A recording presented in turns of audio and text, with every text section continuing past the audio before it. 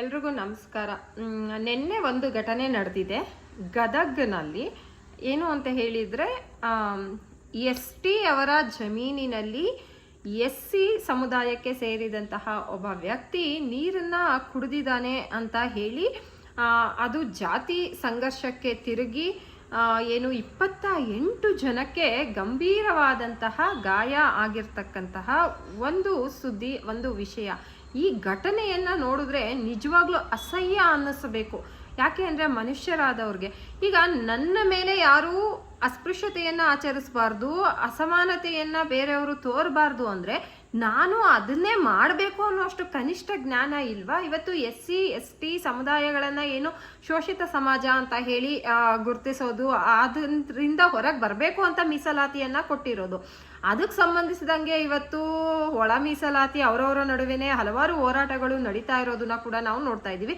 ಈಗ ನಾನು ಅದ್ರ ಬಗ್ಗೆ ಮಾತಾಡೋದಕ್ಕಿಂತ ಹೆಚ್ಚಾಗಿ ಇಲ್ಲಿ ಶೋಷಣೆ ಅಥವಾ ಕೀಳು ಮೇಲು ಅನ್ನೋದು ಏನಿದೆ ಅದನ್ನ ನಮ್ಮ ವಿರುದ್ಧ ನಾವು ಆಗಬಾರ್ದು ಅಂತ ಬಯಸೋದಾದ್ರೆ ನಾವು ಕೂಡ ಬೇರೆಯವ್ರಿಗೆ ಮಾಡಬಾರ್ದು ಅನ್ನೋದನ್ನ ಫಸ್ಟು ಎಲ್ಲರೂ ಗಮನದಲ್ಲಿ ಇಟ್ಕೋಬೇಕು. ಈಗ ಅದೇ SC STಗಳ ಮೇಲೆ ಇತರ ಜಾತಿಯವರು ಮಾಡಿದಾಗ ಅವ್ರ ವಿರುದ್ಧ ಅಟ್ರಾಸಿಟಿ ಕೇಸ್ ಫೈಲ್ ಆಗುತ್ತೆ ಇಮಿಡಿಯೇಟ್ಲಿ. ಬಟ್ ನೀವೇ ಮಾಡ್ಕೊಂಡಾಗ ಅಥವಾ ಈ ಸಮುದಾಯಗಳಲ್ಲೇ ಮಾಡಿಕೊಂಡಾಗ ಏನನ್ನ ಮಾಡಬೇಕು? ಹಾಗಾದ್ರೆ ನೀವು ಯಾರ ವಿರುದ್ಧ ಕೇಳ್ತಾ ಇದ್ದೀರಾ ಸಮಾನತೆಯನ್ನ? ಯಾರ ವಿರುದ್ಧ ಮಾಡ್ತಾ ಇದ್ದೀರಾ ಹೋರಾಟವನ್ನ? ನಾನು ಕೆಳ ಜಾತಿ ಅನ್ನೋ ಕಾರಣಕ್ಕೆ ಮಾತ್ರ ನೀವು ಸಮಾನತೆ ಕೇಳ್ತಾ ಇದ್ದೀರಾ, ಅಥವಾ ನನ್ಗಿಂತ ಕೆಳಗಿರೋರ್ಗೆ ನಾನು ಸಮಾನತೆ ಕೊಡಬೇಕು ಅನ್ನೋ ಅಷ್ಟು ಜ್ಞಾನ ನಿಮ್ಮಲ್ಲಿ ಇಲ್ವಾ? ಇಂತಹ ಘಟನೆಗಳಿಂದಾನೇ ಇವತ್ತಿಗೂ ಕೂಡ ನಮ್ಮ ಸಮಾಜದಲ್ಲಿ ಇಂತಹ ನಿಜವಾಗಿಯೂ ಅಸಹ್ಯಕರ ಘಟನೆಗಳು ನಡೀತಾ ಇರೋದು. ಇದು ಯಾವುದೋ ಒಂದು ಮೇಲೆ ಅಥವಾ ಕೀಳು ಅಥವಾ ಮೇಲ್ಜಾತಿಯವರು ಕೆಳಜಾತಿಯವರಿಗೆ ಮಾಡಬೇಕು ಅನ್ನೋ ಆ ಮನಸ್ಥಿತಿ ಇದೆಯಲ್ಲ, ಅದಕ್ಕೆ ಯಾಕೆ ಹೇಳ್ತಾ ಇದ್ದೀನಿ ಅಂತಂದ್ರೆ ಇಂತಹ ವಿಷಯಗಳು ಬಂದಾಗ ಎಷ್ಟೊಂದು ಜನ ಮೇಲ್ಜಾತಿಯವರು ಮಾತಾಡೋದೇ ಇಲ್ಲ. ಯಾಕೆಂದ್ರೆ ಅದು ನನ್ನ ಜಾತಿಗೆ ಸಂಬಂಧಪಟ್ಟಿದ್ದಲ್ಲ ಅಂತ. ಇನ್ನು ಕೀಳು ಜಾತಿಯವರು ಅಂತ ಏನು ಪರಿಗಣಿಸೋದು, ನಾವಿಲ್ಲಿ ಮೇಲು ಕೀಳು ಅಂತ ಹೇಳಿ ಜಾತಿಯನ್ನ ಬಳಸೋದೇ ಫಸ್ಟ್ ಆಫ್ ಆಲ್ ಸರಿ ಇಲ್ಲ, ತಪ್ಪು. ಆದ್ರೆ ನಮ್ಮ ವ್ಯವಸ್ಥೆ ಇನ್ನೂ ಅದಕ್ಕೆ ಅಂಟಿಕೊಂಡು ಬರ್ತಾ ಇದೆಯಲ್ಲ, ಇದೇ ವಿಪರ್ಯಾಸ.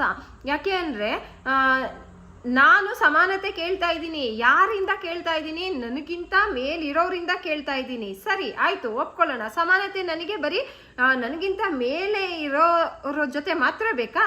ಸರಿ, ನಾನು ಪಡ್ಕೋತೀನಿ. ಹಾಗಾದ್ರೆ ನನ್ನ ಕೆಳಗೆ ಇರೋರು ಅವ್ರಿಗೆ ನಾನು ಅದೇ ಸಮಾನತೆಯನ್ನ ಕೊಡಬೇಕು ಅಲ್ವಾ? ಅವರು ನನ್ನಿಂದ ಅದನ್ನೇ ಅಪೇಕ್ಷೆ ಪಡ್ತಾರೆ ಅಲ್ವಾ? ಇಷ್ಟು ಸಾಮಾನ್ಯ ಜ್ಞಾನ ಇಲ್ಲದೆ ಸಮಾನತೆ ಬೇಕು, ಮೀಸಲಾತಿಯನ್ನ ಕೊಟ್ಟಿರೋ ಉದ್ದೇಶನೇ ಎಲ್ಲರೂ ಸಮಾನವಾದಂತಹ ಸ್ಥಾನಮಾನಗಳನ್ನ ಪಡ್ಕೊಳ್ಳಿ, ಸಮಾಜದಲ್ಲಿ ಎಲ್ಲರೂ ಸ್ವತಂತ್ರವಾಗಿ ಒಂದು ಗೌರವಯುತವಾದಂತಹ ಬದುಕಲಿ ಅಂತ.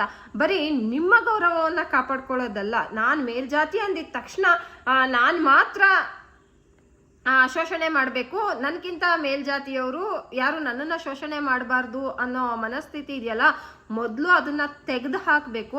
ಅದನ್ನ ತೆಗೆದು ಹಾಕಿದಾಗ ಮಾತ್ರ ನಮ್ಮ ಸಮಾಜದಲ್ಲಿ ಸಮಾನತೆಯನ್ನ ಕಾಣಲಿಕ್ಕೆ ಸಾಧ್ಯ. ಇವತ್ತು ಸಮಾನತೆಗಾಗಿ, ಸ್ವಾತಂತ್ರ್ಯಕ್ಕಾಗಿ ಇಂತಹ ಹಲವಾರು ಅಸ್ಪೃಶ್ಯತೆ, ಜಾತಿ ವ್ಯವಸ್ಥೆ ಇದರ ವಿರುದ್ಧ ಹೋರಾಡಿದವರು ಯಾರು ಕೂಡ ಬರೀ ಕೀಳು ಜಾತಿಯವರು ಅಥವಾ ಕೀಳು ಜಾತಿಗೆ ಸೇರಿದಂತಹವರು, ಅಸ್ಪೃಶ್ಯತೆಗೆ ಒಳಗಾಗಿದ್ದವರು ಇಲ್ಲ. ಬಸವಣ್ಣನ ತಗೊಳ್ಳಿ, ರಾಜಾರಾಮ್ ಮೋಹನ್ ರಾಯರನ್ನ ತಗೊಳ್ಳಿ, ಸ್ವಾಮಿ ವಿವೇಕಾನಂದರನ್ನ ತಗೊಳ್ಳಿ, ಶಂಕರಾಚಾರ್ಯರು, ಮಹಾತ್ಮ ಗಾಂಧೀಜಿಯವರು, ರಮಾಬಾಯಿ, ಸಾವಿತ್ರಿಬಾಯಿ ಫುಲೆ, ಝಾನ್ಸಿ ರಾಣಿ ಲಕ್ಷ್ಮೀಬಾಯಿ ಎಲ್ಲರೂ ಕೂಡ ಬೇರೆ ಬೇರೆ ಸ್ಥಾನಮಾನಗಳಲ್ಲಿ ಇದ್ದಂತಹವರು ತಮಗಿಂತ ಕೆಳಗೆ ಇರುವವರ ಮೇಲೆ ಆಗ್ತಾ ಇದ್ದಂತಹ ದೌರ್ಜನ್ಯಗಳನ್ನ ತಡೆಗಟ್ಟಲಿಕ್ಕೆ ಅವರು ಒಂದು ಬುನಾದಿಯನ್ನ ಹಾಕೊಟ್ಟಂತಹವರೇ ಹೊರತು ಯಾರೂ ಅಲ್ಲ. ಇವೆಲ್ಲವನ್ನ ನಾವು ಗಮನಿಸದೇನೆ ಕೇವಲ ಬರೀ ಯಾವುದೋ ಒಂದು ವಿಷಯಕ್ಕೆ ಅರಿತಂತೆ ಅಥವಾ ಒಂದು ಜಾತಿಗೆ ಸಂಬಂಧಿಸಿದಂತೆ ಬರೀ ಒಂದು ಗುಂಪಿನ ಹಿತಾಸಕ್ತಿಗಾಗಿ ಇಂತಹ ನೀಚ ಕಾರ್ಯಗಳನ್ನು ತೊಡಗೋದು ಅದೆಷ್ಟು ಸರಿ ಅನ್ನೋದನ್ನ ಪ್ರತಿಯೊಬ್ಬರು ಅರ್ಥ ಮಾಡ್ಕೋಬೇಕು. ನಾನು ಹೇಳೋದಿಷ್ಟೇ, ಸ್ವಾತಂತ್ರ್ಯ, ಸಮಾನತೆ, ಹಕ್ಕು, ಸಮಾನವಾಗಿ ಜೀವಿಸುವ ಹಕ್ಕು ಇದು ಪ್ರತಿಯೊಬ್ಬರ ಹಕ್ಕು.